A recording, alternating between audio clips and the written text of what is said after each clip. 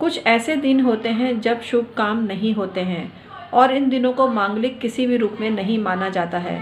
10 मार्च 2022 से और 17-18 मार्च 2022 तक आपको कोई भी शुभ काम नहीं करना है। ऐसा करने से आपके जीवन में मुसीबत आ सकती है, आपको परेशानी का सामना करना पड़ सकता है, क्योंकि ये नकारात्मक दिन होते हैं और नकारात्मक शक्तियाँ इन दिनों में सक्रिय होती हैं। नकारात्मक शक्तियों के सक्रिय होने से हर काम बुरा बुरा होने लगता है। तो इसका उपाय यही है कि हम बचकर रहें इन बातों से जो मैं आज आपको बता रही हूँ। ये 8 बातें ऐसी हैं जिनसे आपको अपना बचाव करना है। ये 8 बातें आपकी ज़िंदगी में मुसीबत को खड़ी कर सकती हैं, तो इसको अवश्य समझ लीजिए। मैं हूँ आपकी अपनी डॉक्टर उमाश्री। मेरे चैनल में हमेशा आपका स्वागत होता है। आज भी बहुत उपयोगी जानकारी लेकर आई हूँ। आई होप आपको ये जानकारी पसंद आएगी। मैं इसी तरह की वीडियो लाती रहती हूँ जो आपको काफ़ी पसंद आते हैं। ये मैं नहीं कहती, आपके प्यारे प्यारे कमेंट्स के द्वारा मुझे ज्ञात होता है। तो आइए आज का वीडियो शुरू करते हैं। मैं हूँ आपकी अपनी एस्ट्रोलॉजर। 25 वर्षों से ज्योतिष पे कार्य कर रही हूँ। आप मुझसे ज्योतिषीय सलाह भी ले सकते हैं। ये सर्विस चार्जेबल होती है, लेकिन चार्जेस बहुत नॉमिनल से होते हैं। हर कोई अफोर्ड कर सकता है, आप भी अफोर्ड कर सकते हैं। मेरे चैनल अगर आपको पसंद आता है तो इसको सब्सक्राइब करिए, बेल बटन दबाइए और ऑल पर क्लिक करिए। इसी तरह की जानकारी मैं डेली अपलोड करती हूँ जो आपको काफ़ी पसंद आती है। तो डेली अपलोड करती रहूँगी और आपको लाभान्वित करती रहूँगी। तो मेरे चैनल को सब्सक्राइब अवश्य कर लीजिए। तो आइए आज का वीडियो शुरू करते हैं। ऐसे 8 क्या काम हैं जो आपको इस अवधि में भूल कर भी नहीं करने हैं और इसके बीच आपको फ़ायदा उठाने के लिए ये काम नहीं करने हैं। आपको अनंत रूप से पुण्य प्राप्त होगा अगर आप इस अवधि में दान इत्यादि करेंगे।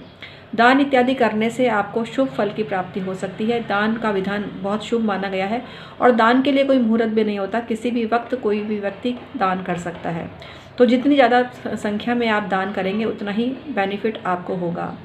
आपको पति पत्नी संबंधों का ध्यान रखना चाहिए। पति पत्नी संबंध इस अवधि में ना बनाएं, क्योंकि उसके द्वारा जो संतान पैदा होगी वो आपको परेशानी दे सकती है। तो इस अवधि में ग्रह योग अनुकूल नहीं है और संतानोत्पत्ति के लिए किसी शुभ योग का चयन आप करें, तभी आपको फ़ायदा होगा।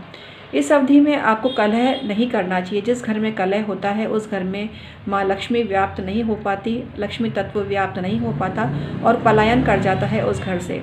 तो अगर आपको समृद्धि चाहिए, दरिद्रता नहीं चाहिए, तो भूल कर भी क्लेश अपने घर में ना होने दें। किसी भी तरह से इसको रोक के रखें।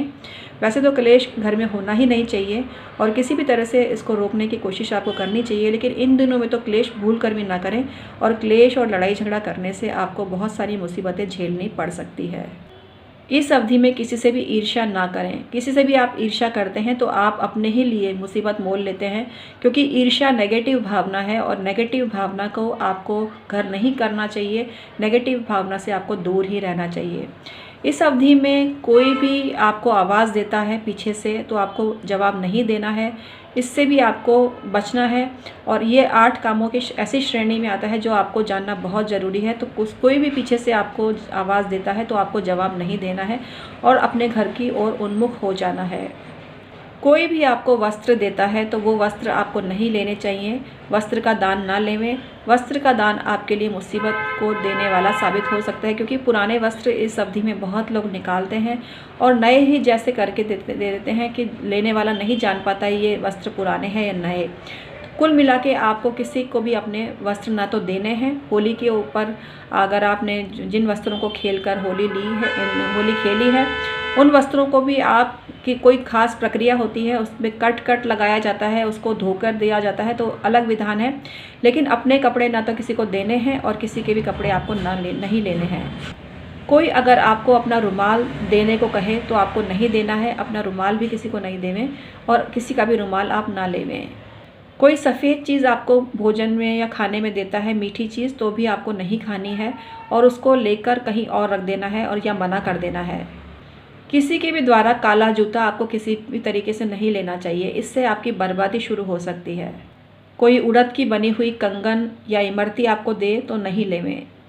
स्पेशली जो सुहागन औरतें हैं उनको ध्यान रखना चाहिए, किसी का भी पहना हुआ वस्त्र उनको नहीं लेना चाहिए इस अवधि में। अगर आपका नाम लेकर कोई पुकारे तो आपको पीछे मुड़कर जवाब नहीं देना है। कोई मित्र जैसी आवाज़ आपको पीछे से सुनाई देवे तो भी आपको जवाब नहीं देना है और आपको घर आ जाना है और फ़ोन करके उसको पूछना है सारी प्रक्रिया की उसने आपको आवाज़ दी थी क्या। जो भी सत्य स्थिति होगी आपके सामने आ जाएगी। तो ये थे वो ज़रूरी काम जो आपको नहीं करने हैं। किसी का दिया हुआ खाना नहीं है, किसी का दिया हुआ पहनना नहीं है। इससे आप सावधानी से करेंगे तो बचे रहेंगे। कोई आपको कच्ची सब्जियां भी देता है तो भी आपको नहीं लेनी है, स्पेशली मूली नहीं लेनी है। तो ये खट्टे दिन है, शापित दिन है, इनमें ये 8 काम करने से आपको बचना चाहिए। ऐसा करने से आप हर मुसीबत से आपकी रक्षा होगी। कोई आपको प्रसाद भी देवे ना कि ये हमारे घर का प्रसाद है या मंदिर का प्रसाद है, तो भी आपको नहीं लेना है, क्योंकि प्रसाद पर भी आजकल इतना कलयुग आ गया है घोर कि प्रसाद जैसे पवित्र शब्द से भी लोगों का विश्वास उठ चुका है। जो आपके अपने विश्वसनीय हैं, सब खा रहे हैं, तो उसको आप सेवन में ले सकते हैं, उसमें कोई दिक्कत नहीं है। जो आपको अकेले को दिया गया है वो चीज़ आपको नहीं लेनी है। कोई आपको पान देता है या सुपारी देता है या लौंग देता है या इलायची देता है या मिश्री देता है, वो भी आपको नहीं लेनी है, कभी भी खाना नहीं है। तो आप इन बातों का ध्यान रखेंगे तो आपके जीवन में खुशहाली आएगी और ये दिन ऐसे ही बीत जाएंगे और अगले वर्ष फिर आएंगे। लेकिन हम इस वर्ष का ही सोचते हैं, अगले वर्ष भी देखेंगे और 100 साल तक देखेंगे इस कंडीशन को। लेकिन आज का वीडियो में इतना ही था ज्ञान, आप इसको समझ लीजिए, इससे आपकी जीवन में रक्षा होगी, सब तरफ सुरक्षा होगी और आपको मनमाना सुख मिल जाएगा, ऐसी आपको उम्मीद करनी चाहिए। तो आज का वीडियो मैं समाप्त करती हूँ। आई होप आपको पसंद आया होगा। आप मेरे चैनल डॉक्टर उमाश्री को सब्सक्राइब करिए, इसी तरह की बेहतरीन जानकारी आपको मिलती रहेगी भविष्य में, तो आपको लाभान्वित होने के अवसर प्राप्त होंगे। आप मेरे YouTube पर 5400 वीडियो भी हैं अवेलेबल, वो आप ही का प्यार है मित्रों, उसके लिए आपको तहे दिल से शुक्रिया। ऐसे ही अपना सपोर्ट बनाए रखिए। मैं ज्योतिष, तंत्र, मंत्र, वास्तु और धर्म कर्म से जुड़े हुए वीडियो बनाती हूँ और टिप्स आपको देती हूँ जो आपकी सुरक्षा करते हैं। तो मेरे चैनल को आप हमेशा सब्सक्राइब करके रखिए। Thank you so much.